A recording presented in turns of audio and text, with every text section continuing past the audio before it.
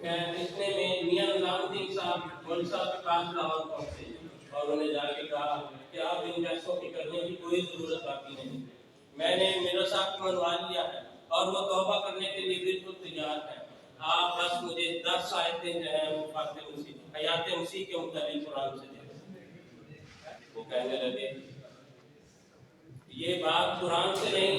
حدیث سے کرنی ہوگی، کہتے میں ان کو منوا کر آیا ہوں۔ تو کہتے ہیں تم جاہل آدمی ہو، تمہیں کیا پتا قرآن کا کیا مطلب ہے، میں 2 مہینے سے ان کو پھینک کر حدیث پر لے کے آ رہا ہوں اور تم پھر قرآن کی بات نہیں کرا کے۔ وہ کہتے ہیں اس کا مطلب تمہارے پاس ایک بھی آیت نہیں ہے قرآن، تو اگر تمہارے پاس قرآن کی آیات نہیں تو جدھر قرآن ہے ہم سے نہیں ہے، وہاں سے سیدھے کا بیان کرتے اور آقا رسول کو بیان کرتے۔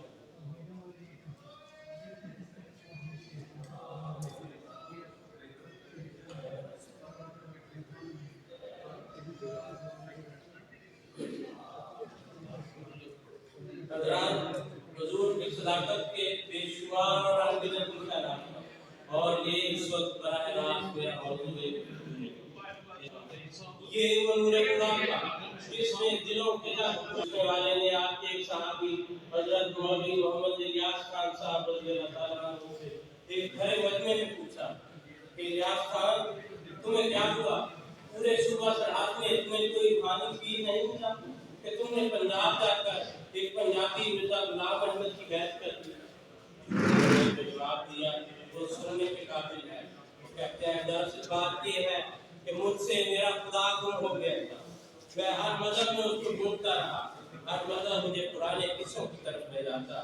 میں ہر ایک سے پوچھتا کیا وہ خدا اب بھی بولتا ہے، تو وہ کہتے اب نہیں بولتا۔ کہتے ہیں کہ مجھے یہی جواب دیا کہ حضرت محمد صلی اللہ علیہ وسلم کے بعد اب خدا نے نتیجے پر پہنچا کہ خدا کوئی حقیقت نہیں، یہ فلسفہ۔ کہتے ہیں اسی پریشانی کے عالم میں ایک بات نے مجھے پیچھے سے کندھے سے پکڑ لیا اور پوچھا کہ یا خان کیوں پریشان ہے؟ میں نے عرض کیا کہ خدا کی حقیقت میرے تک نہیں کہ وہ صرف ایک فلسفہ تھا، کوئی حقیقت نہیں تھی۔ وہ خدا جو جواب نہیں دیتا میں اس کو کیوں مانوں؟ تو آپ نے یہ بتایا کہ میرا وہ خدا ہے جو مجھ سے بولتا ہے، اور اگر تم میرے پیچھے چلو تو وہ خدا تم سے بھی باتیں کرے۔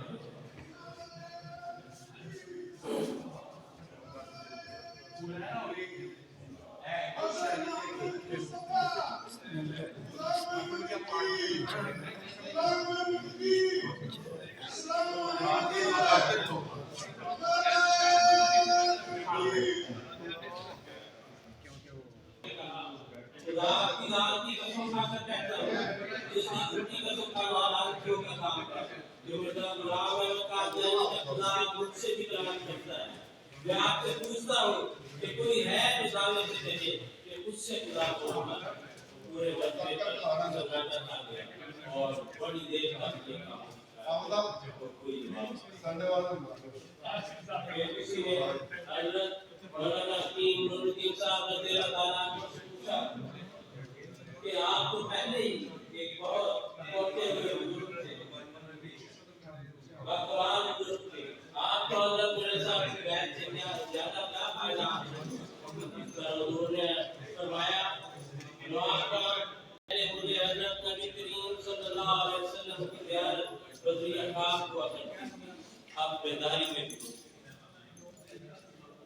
ایسے ایسے آپ کے حالات بدلے اور ایسی عملی اصلاح کی کہ وہ لوگ جو اپنے علاقے میں کبھی ڈاکو مشہور تھے یا رشوت لیتے تھے، آپ کی بیعت کرنے کے بعد ان کا حال یہ تھا، پوچھوں میں آواز دیتے کہ جس نے کبھی مجھے رشوت دی تھی وہ اپنے پیسے مجھ سے واپس لے، یہ بوجھ مجھ سے کم کرو کیونکہ اب میں نے مقبول زمانہ کی بیعت کر لی۔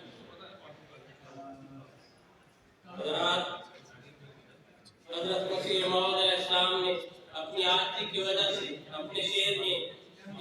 میں جو تقریر اللہ جہاں چاہے اپنی رسالت رکھے، اللہ عالم حیث یجعل رسالتہ، لیکن بن تو کوئی بھی سکتا تھا، لیکن بننا حضرت مرزا غلام احمد قادیانی علیہ السلام نے، کیونکہ آپ کے وجود میں من یطع اللہ والرسول کی وہ بنیادی شرط پوری ہوتی تھی اور خدا تعالیٰ کے فرشتے آپ ہی کی طرف آگ کر کے یہ وہ شخص ہے جو اس کے رسول میں پناہ ہو کر بقا کے مقام تک جا پہنچا. حضرت مسلم رضی اللہ تعالیٰ عنہ فرماتے ہیں یارو مسیح وقت کے جن کی انتظار رات تکتے تکتے جن کی کروڑوں ہی مر گئے آئے بھی اور آتے چلے بھی گئے ایام سال ان کی صورت گزر گئے آمد تھی ان کی آنکھیں خدا کا نہیں کھلتا صدیوں کا کام تھوڑے سے عرصے میں کر گئے. حضرت مسیح موعود علیہ السلام فرماتے ہیں اگر تم ایماندار ہو تو شکر کرو اور شکر کے سجدات کو لاؤ کہ وہ زمانہ جس کا انتظار کرتے کرتے تمہارے بزرگ آباد گزر گئے اور بے شمار تمہیں اس کے شوق نہیں سفر کر گئے وہ وقت تم نے پا لیا. اب اس کی قدر کرنا یا نہ کرنا اور اس سے فائدہ اٹھانا یا نہ اٹھانا تمہارے ہاتھ میں ہے. میں اس کو بار بار بیان کروں گا اور اس کے اظہار سے میں رک نہیں سکتا کہ میں وہی ہوں جو وقت پر اصلاح قلب کے لیے بھیجا گیا تاکہ دین کو تازہ طور پر دلوں میں قائم کر دیا جائے. آمین کرام حضرت مسیح موعود علیہ السلام کی بات سے پوچھنے والے دین کا یہ تازہ چشمہ آپ کی خلافت احمدیہ کی شکل میں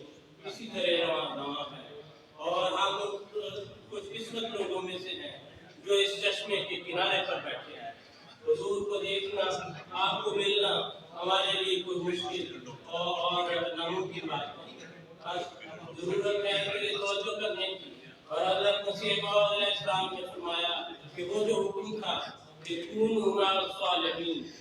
کہ صحبت صالحین اختیار کریں کیا اب وہ وہی کے قدموں میں جا بیٹھے اور آپ کے دامن سے ہمیشہ کے لیے کسی نے یہ خوب کہا ہے کہ نبوت کے ہاتھوں میں پودا لگا ہے خلافت کے سائے میں پھولا پھلا ہے یہ کرتی ہے اس باغ کی آبیانی رہے گا خلافت کا فائدہ خدا کا یہ غلام احمد کی غلام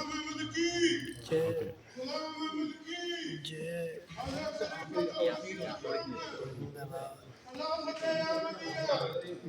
اسلام احمدیہ